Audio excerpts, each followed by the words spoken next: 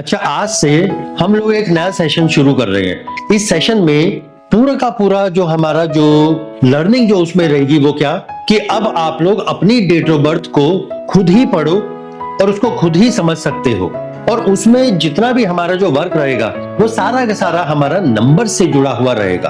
तो चलो हम इसको पहले एक बार स्टार्ट करते हैं, और बीच में जिसके जो भी क्वेश्चंस होंगे वो हम सबसे लास्ट में लेंगे, क्योंकि ऐसे में फिर नहीं तो क्या होगा कि जो फ्लो है वो बार बार जो है टूट जाता है। और जितनी चीजें मैं आप लोगों को सिखाना चाहता हूँ, समझाना चाहता हूँ, तो उसका समय जो है फिर वो निकल जाता है। ठीक है, तो चलो उसको स्टार्ट करते हैं। देखो, जितनी भी हमारी जो डेट ऑफ बर्थ होती है और उसके अंदर जो नंबर्स आते हैं 1 से लेके 9 तक, हर नंबर कहीं ना कहीं एक प्लेनेट से कनेक्ट होता है। तो जो भी हमारी समय समय पर दशाएं बनती है कि हमें कभी जो है ये चीजें मिल रही हैं, कभी ये चीजें हमसे छिन गई हैं, कि मिलते मिलते चीजें जो है छूट गई हैं, ये सारी चीजें अलग अलग समय पे जो योग बनते हैं ये उसके अनुसार जो है घटती चली जाती है।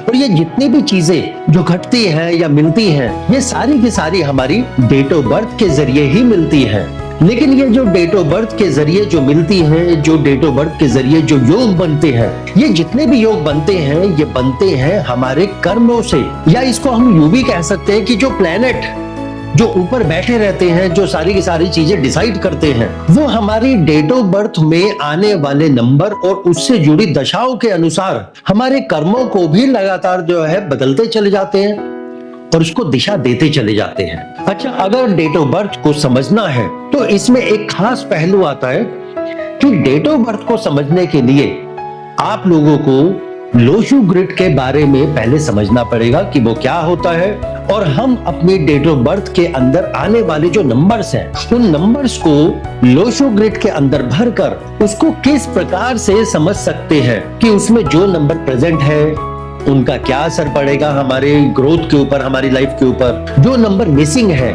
उसका क्या इफेक्ट पड़ेगा।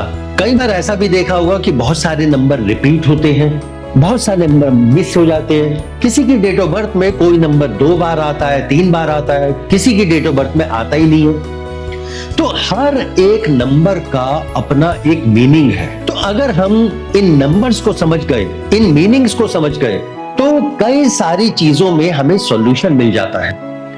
बहुत सारे लोग बिलीव करते हैं और मानते भी नहीं।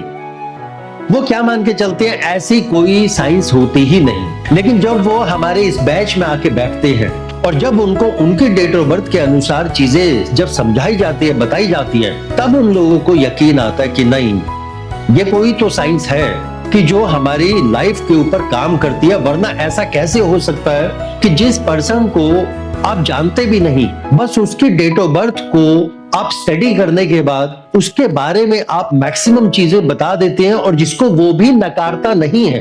ठीक है, तो चलो उसको स्टार्ट करते हैं। तो ये हमारी लोशु ग्रिड है जिसमें 1 से लेके 9 तक के नंबर हैं।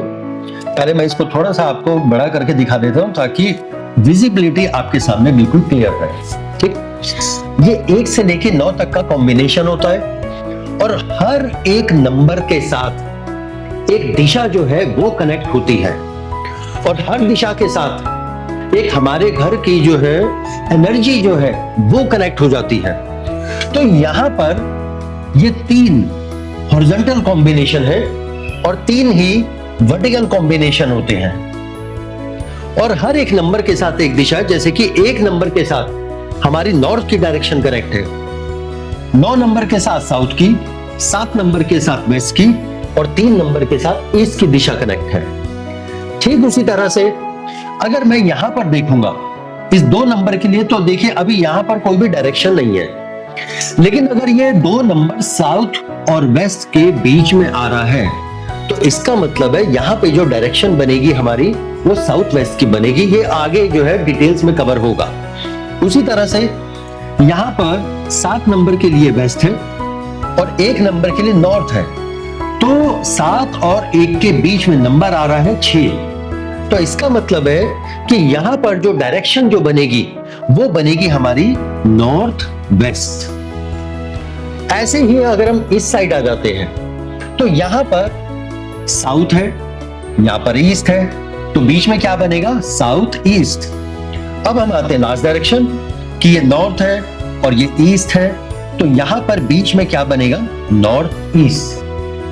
तो ये चीज समझना बहुत जरूरी है कि किस नंबर से कौन सी डायरेक्शन बनती है और उस डायरेक्शन के साथ कौन सी एनर्जी कनेक्ट होती है, कौन से एलिमेंट कनेक्ट होते हैं। ये सिर्फ 2-3 चीजें अगर आप लोग ढंग से समझ गए तो आप लोग ये देखेंगे कि जो घर के अंदर जो वास्तु जो किया जाता है वो आप बहुत आसानी से उसको समझना शुरू कर देंगे और उसको करना शुरू कर देंगे। लोग यहीं पर ही थोड़ा सा जो है कई बार जो है फेल हो जाते हैं। क्यों? क्योंकि वो घर में जब वास्तु करने आते हैं, आप लोग भी देखे होंगे कि कई बार ऐसा होता है कि हम जब किसी कंसल्टेंट को जो है बुलाते हैं, या आप लोगों ने कभी अगर बुलाया होगा या बुलाएंगे, तो ज्यादातर कंसल्टेंट वो कैसे काम करते हैं कि वो घर में आएंगे, घर में आने के बाद आपके पूरे के पूरे घर को चेक करेंगे और चेक करने के बाद सीधा वो आपको बताना शुरू कर देंगे कि भाई इस दिशा में ये वाला दोष है, इस दिशा में जो है इस चीज की दिक्कत है, यहाँ पर आपको ये सही करना है, वहां पर थोड़ा सा इसको तोड़वाना है, वहां पर इसको ऐड करना है। जबकि जो सही जो तरीका है वास्तु का वो ये नहीं है। हमेशा जब भी जो है वास्तु को आप लोग अगर कहीं पे करने जाएंगे तो उस घर के जो मुखिया होगा सबसे पहले उसकी डेट ऑफ बर्थ को चेक करना है, कनेक्ट करना है। फिर उसके बाद जो चीजें आप लोगों को उस घर के मुखिया की डेट ऑफ बर्थ के अंदर नजर आ रही होगी, फील हो रही होगी, फिर उसके बाद घर को चेक करो कि क्या वही उसी तरह की कमियां उस घर के अंदर आप लोगों को नजर आ रही है। अगर वो आ रही है इसका मतलब है उसकी डेट ऑफ बर्थ बिल्कुल सही है, क्योंकि ये 100% ऐसा ही निकलता है कि जब आप डेट ऑफ बर्थ को चेक करोगे तो वहां की कमियां घर में मिलेंगी, या अगर आप डायरेक्टली घर को चेक करोगे तो वही कमियां आपको उस घर के मुखिया के डेट ऑफ बर्थ के अंदर रिफ्लेक्ट होती हुई नजर आएंगी।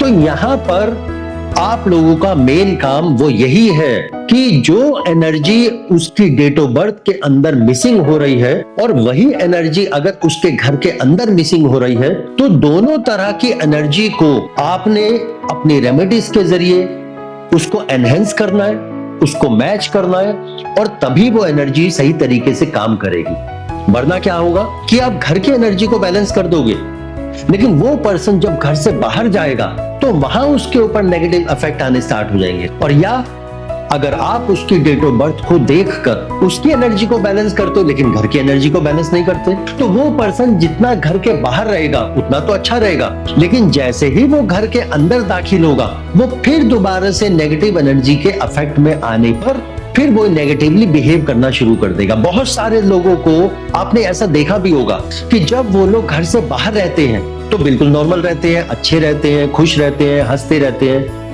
लेकिन जब वो घर के अंदर एंटर करते हैं तो चुपचाप हो जाते हैं, शांत हो जाते हैं, ऐसा लगता है जैसे किसी डिप्रेशन में है, अपने ही रूम में मैक्सिमम रहेंगे, बातचीत नहीं करेंगे। ये वहां उस घर की एनर्जी होती है। तो इसलिए अगर अच्छा रिजल्ट हमें निकालना होगा वास्तु में तो हमें दोनों चीजों को कनेक्ट करना ही पड़ेगा। जिस पर्सन की आप डेट ऑफ बर्थ को चेक कर रहे हो उस पर्सन की एनर्जी, और जिस घर की एनर्जी को आप चेक कर रहे हो उसकी एनर्जी, और ये दोनों जैसे ही बैलेंस होंगी तो आप देखोगे कि अपने आप उस पर्सन की लाइफ में चेंजेस आने लग जाएंगे। समझ गए? ठीक है।